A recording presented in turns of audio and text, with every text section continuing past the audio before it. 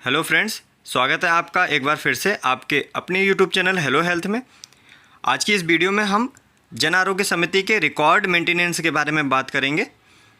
क्या क्या रिकॉर्ड्स जन आरोग्य समिति में हमें बनाना है, पूरी जानकारी यहाँ पे इस वीडियो के माध्यम से आप तक पहुँचाएँगे। हमने जन आरोग्य समिति के बारे में पूरी जानकारी वीडियो पार्ट 1 में दी हुई है, तो कृपया इस वीडियो को ज़रूर देखें ताकि आपको बहुत सारी जानकारियाँ मिल सकेंगी। आप हमारे चैनल पर अगर नए हैं तो चैनल को सब्सक्राइब ज़रूर करिएगा ताकि आपको HWC से रिलेटेड सभी वीडियोस, सभी जानकारियाँ इस चैनल के माध्यम से सबसे पहले मिल सकें।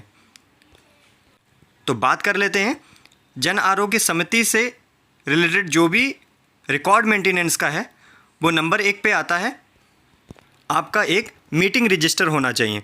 हम किसी भी समिति का गठन करते हैं तो उस समिति की बैठक की जाती है, तो उस बैठक में क्या क्या चर्चाएं हुई, क्या निर्णय लिए गए, उसके लिए एक हमें रजिस्टर बनाना होगा। तो मैं आपको अपना मीटिंग रजिस्टर दिखाता हूं, जन आरोग्य समिति का मीटिंग रजिस्टर। ये हमारा जन आरोग्य समिति का मीटिंग रजिस्टर है, जिसमें आयोजन की तिथि, समय और स्थान लिखा हुआ है। एजेंडा, जो बिंदुएं हमने बैठक में रखे थे उन सारे बिंदुओं को यहाँ पर लिखा गया है और नीचे कार्यव्रत दिया गया है। एक बार बिंदुओं पर अगर हम बात करें तो बिंदुओं में सबसे पहले नंबर पे आपको विगत माह में आपने जो निर्णय लिए हैं उसके लिए सबसे प्रथम आपको बात करनी है, और फिर अब वर्तमान समय में आपको जो कार्य कराने हैं जन आरोग्य समिति से, उन कार्यों के लिए आपको वो पॉइंट लिखना है। और भविष्य में जो कार्य आपको जन आरोग्य समिति के द्वारा कराए जाने हैं उन कार्यों को आप इस मीटिंग मिनट्स में ऐड करेंगे। जैसा कि मैंने इस मीटिंग रजिस्टर में दर्शाया हुआ है, विशेष टिप्पणी में हमने नीचे इसको दर्शाया गया है। तो ये एक मीटिंग रजिस्टर है जो कि हमने एजेंडा और बिंदुओं की बात यहाँ पे कर ली है। अब यदि आपके मन में एक सवाल है कि इस प्रकार का रजिस्टर आपको कहाँ से मिलेगा, तो रजिस्टरों की पूरी जानकारी के लिए हमारा ये वाला वीडियो ज़रूर देखें। हमने डिस्क्रिप्शन में इसका लिंक दे रखा है, आप वहाँ से जाकर इस वीडियो को अवश्य देख लें।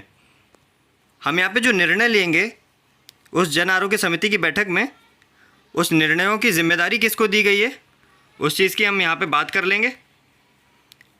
तो जन आरोग्य समिति की बैठक में लिए गए महत्वपूर्ण निर्णय, जो भी निर्णय लिए गए थे वो, और जिम्मेदारियां हम यहाँ पे दिखा देंगे। हमको प्राप्त रकम कितनी थी वो, और कितना इस माह में या विगत माह में व्यय हुआ है, उस व्यय का यहाँ पे हम जिक्र करेंगे, और शेष धनराशि कितनी बची है वो। इस बैठक में कौन कौन प्रतिभाग किया था, उस बैठक के प्रतिभागी का यहाँ पे विवरण आ जाएगा और हस्ताक्षर आ जाएंगे। ये एक सिंपल सा रजिस्टर है जन आरोग्य समिति का, ये आपको बनाना होगा। दूसरे नंबर पे आता है हमारा कैश बुक और लेज़र का। तो सबसे पहले हम आपको अब लेज़र दिखा देते हैं, कैसे लेज़र बनाते हैं। लेज़र का मतलब है कि आपने जो भी जन आरोग्य समिति के खाता यानी कि अनटाइड फंड से कोई भी कार्य कराया है उसका बिल आपकी एक फ़ाइल में मेंटेन होना चाहिए। जैसे आपने कोई भी सामान मार्केट से ख़रीदा, उसका पक्का बिल आपके पास में एक फ़ाइल में होना चाहिए ताकि आप उसको समिति के समक्ष रख सके और उसका हिसाब किताब आप अपना मेंटेन कर सकते हैं। मैं आपको यहाँ पे उदाहरण के तौर पर एक बिल दिखा रहा हूँ।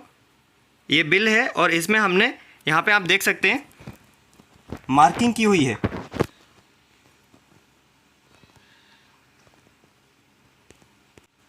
मार्किंग में हमने यहाँ पे लेज़र नंबर डाल रखा है। यहाँ पे लेज़र नंबर 15 यहाँ पे मैंने दर्शाया हुआ है। तो आप यहीं पे ऐसे ही सीरियल नंबर डालते जाएंगे, जो बिल आपके पास में इकट्ठे होते जाएंगे वैसे वैसे आप यहाँ पे नंबर डालते जाएंगे ऊपर। ये आपका एक लेज़र नंबर हो गया। ऐसे ही हम नेक्स्ट बिल की अगर हम बात करें तो यहाँ पे देखिए एक नेक्स्ट बिल है मेरे पास। इसमें भी हमने ऊपर मार्किंग की हुई है कि कितने नंबर ये लेज़र है। तो आपको इस प्रकार से जितने भी बिल्स हैं, जितने भी आपने कार्य कराए हैं, उनके सारे बिल संभाल के रखने होंगे और एक फ़ाइल में लगा के रखने होंगे। वो आपका ये हो जाएगा लेज़र। अब यहाँ पे हम बात कर लेते हैं कैसे आप कैश बुक को मेंटेन करेंगे। कैश बुक की हम अगर बात करें तो ये सिंपल सा फॉर्मेट है कैश बुक का, जो आपकी स्क्रीन पर अभी दिख रहा है। एक तरफ आपको देखेंगे यहाँ पे रिसीव और एक तरफ आपको दिखेगा पेमेंट का ऑप्शन। यानी कि एक तरफ तो हमें रिसीव, जो भी हमें फ़ंड प्राप्त हुआ है उसकी जानकारी देनी है, और एक तरफ हमें पेमेंट, क्या क्या यहाँ पे हमने खर्च किया है वो यहाँ पे हमको दर्शाना है। सबसे पहले हम बात कर लेते हैं प्राप्त रकम की, क्या क्या हमने यहाँ पे प्राप्त किया है।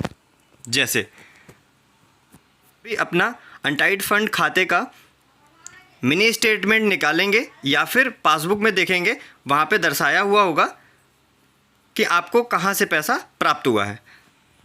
हमने यहाँ पे दर्शाया है किस डेट में हमको धनराशि प्राप्त हुई है।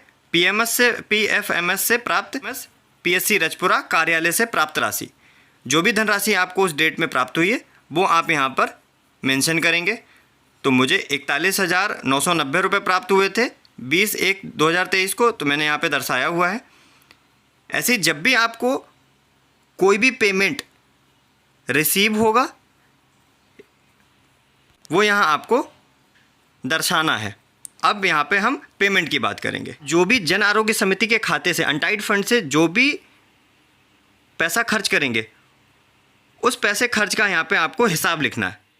एक सिंपल सी भाषा में हम अगर बात करें तो यहाँ पे आपको पूरा हिसाब किताब रखना। नंबर 1 पे अगर हम देख लें तो मैंने यहाँ पे दर्शाया हुआ है 27/7/2022 प्रांगण में सफाई का खर्च। तो जो भी सफाई का खर्च हुआ है वो मैं यहाँ पे दर्शाऊँगा। आप यहाँ पे एक देख रहे होंगे लेज़र खाता पृष्ठ जो यहाँ दिया हुआ है, ये कहाँ से मिलेगा? जैसा कि मैंने अभी आपको बताया, ये वाला जो यहाँ पे मैंने नंबरिंग पहले आपको बताई थी, ये नंबरिंग, इस वाली नंबरिंग से हमको लेज़र नंबर मिल जाएगा। यानी कि आप जब भी अपनी कैश बुक को कहीं पे भी प्रदर्शित करेंगे तो यहाँ पे लेज़र संख्या के हिसाब से आप देख लेंगे कि कौन से लेज़र संख्या पर हमारा वो बिल लगा हुआ है। जैसे यदि हम बात करें, जो मैंने आपको बिल दिखाया है ये 17 नंबर लेज़र पे, तो ये मेरा 17 नंबर का आप यहाँ पे देख सकते हैं। 17 नंबर लेज़र पे उसकी पूरी डिटेल, क्या डेट थी, कौन सी पार्टी को मैंने यहाँ पर पेमेंट किया हुआ है, उसका इनवॉइस नंबर यहाँ पे हम नोट कर सकते हैं। अगर आप किसी चेक से पेमेंट कर रहे हैं तो यहाँ पे आप चेक नंबर भी लिख सकते हैं, इसमें आपको आसानी रहेगी। और यहाँ पे देख सकते हैं जो लेज़र पृष्ठ की मैंने बात की थी, उस लेज़र पृष्ठ में आप नीचे देखेंगे यहाँ 17 नंबर दर्शाया हुआ है। अब इसी बिल को अगर मैं दोबारा से दिखाऊं आपको, तो ये वो पार्टी जो थी, जिस पार्टी को मैंने पेमेंट किया वो ये आ गया और उसका लेज़र संख्या 17 आ गया। तो यहाँ पे आप देख सकते हैं 17 नंबर पे पार्टी का नाम आ गया और लेज़र संख्या आ गई, और क्या पेमेंट आपको कितने का आपने पेमेंट किया है वो यहाँ पे मिल जाएगा। अब एक और बिल की अगर हम उदाहरण के तौर पर आपसे बात करें तो एक और बिल आपको मैंने दिखाया, ये वाला। यहाँ पर देखिए मैंने जो दर्शाया है वो 15 नंबर लेज़र दर्शाया है, तो पार्टी का नाम यहाँ पे जो होगा वो मैंने लेज़र संख्या ये डाल दिया और पार्टी का नाम वहाँ पे मेंशन किया हुआ है। 15 नंबर का आप अगर लेज़र पे हम देखेंगे तो आप यहाँ पे देख सकते हैं, यहाँ डेट, पार्टी का नाम, लेज़र संख्या और यहाँ पर अमाउंट दिया हुआ है। तो इस प्रकार से आप अपनी लेज़र के लिए जो कैश बुक है वो यहाँ पे तैयार कर सकते हैं। एक बार फिर से मैं आपको रिपीट कर देता हूँ। डेट आपको मेंशन करनी है, आपको पर्टिकुलर्स का विवरण, यानी कि जो भी आपने पेमेंट किया है, जिस पार्टी को दिया है उस पार्टी का यहाँ पे नाम देना है। लेज़र संख्या आपको ज़रूर लिखनी है, किस अमाउंट का आपने पेमेंट किया है, कितना अमाउंट यहाँ पे पेमेंट दिया है आपने, वो पेमेंट लिखना है। यदि आपने चेक से अगर पेमेंट किया है तो यहाँ पे चेक नंबर भी आप यहाँ मेंशन कर सकते हैं।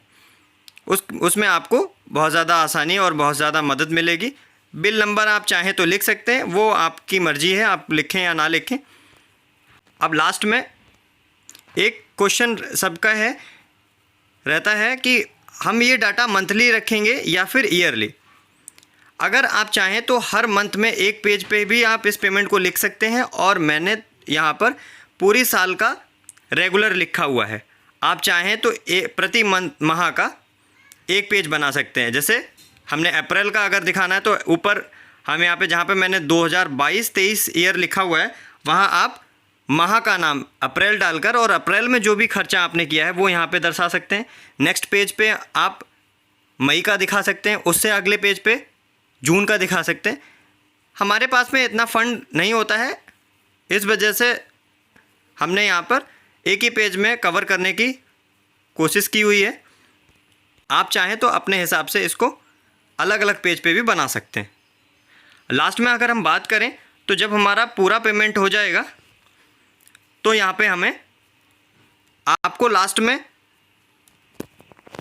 रिसीव में ये दिखाना होगा आमद आय, यानी कि कितनी आपके पास में आय आई टोटल इस विगत वर्ष में, और पिछला बचत किया हुआ कितना आपके पास में पेमेंट रिसीव था, और टोटल योग आपके पास में अभी कितना योग आया पूरे साल में। तो ये एक फाइनेंशियल ईयर का पूरा यहाँ पे ब्यौरा मिल जाएगा आपको। ऐसे ही आपको ये तो हो गया पेमेंट रिसीव का। अब पेमेंट करने का जो हमें पूरा ब्यौरा बनाना है वो लास्ट में जाके यहाँ पे हम बनाएंगे। जैसे आप यहाँ पे देख सकते हैं टोटल व्यय कितना हुआ इस विगत वर्ष में, शेष कितना हुआ और योग कितना हुआ। अगर कोई भी पैसा आपके पास नहीं बचा है तो आप वहाँ पर नील लिख सकते हैं और निरंक लिख सकते हैं। टोटल आपके पास में कितना अमाउंट खर्च हुआ है वो आप यहाँ पे दर्शाएंगे। तो ये 3 प्रकार के आपको रिकॉर्ड मेंटेन करने हैं जन आरोग्य समिति के। अगर अभी भी कोई भी डाउट, कोई भी प्रश्न आपके मन में है लेज़र, मीटिंग रजिस्टर या फिर कैशबुक से रिलेटेड, तो कमेंट बॉक्स में ज़रूर बताएं। हम उसका जल्द से जल्द आंसर करने का प्रयास करेंगे। मिलते हैं फिर किसी इंटरेस्टिंग जानकारी के साथ में। तब तक के लिए स्वस्थ रहें, मस्त रहें। Thank you.